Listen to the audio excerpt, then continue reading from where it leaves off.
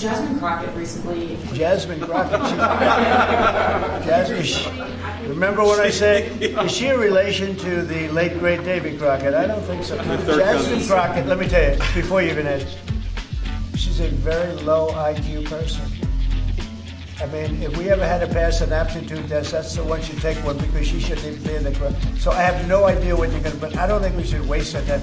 This is a low IQ person who I can't even believe is a congressperson.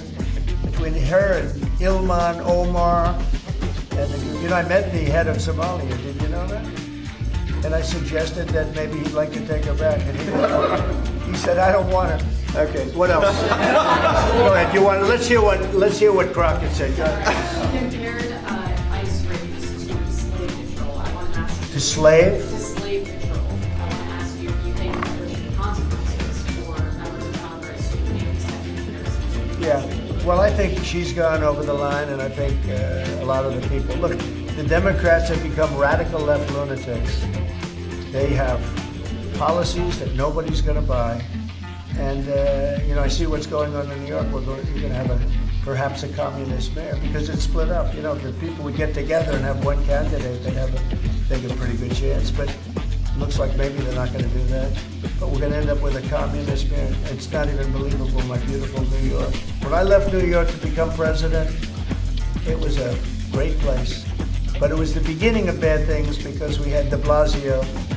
Had just started as mayor, and I said, this guy's a real nut job. Went to Harvard to teach management, can you believe it? He went to Harvard to teach city management along with the mayor of Chicago, who went to Harvard to teach, the two of them are teaching how to manage a city and to manage it into hell is what they do. But that was the beginning, and now we're going to go a step further. Now we're going with the communists. Can I be honest? I think it's the greatest thing to ever happen to the Republican Party. I really do. I think if a communist takes over New York City, I think that's a gift to the Republican Party. It's sad for New York, but it's a gift. And New York will recover because sometimes you need a shock like that to straighten you out. But it's politically, it's probably a very good thing.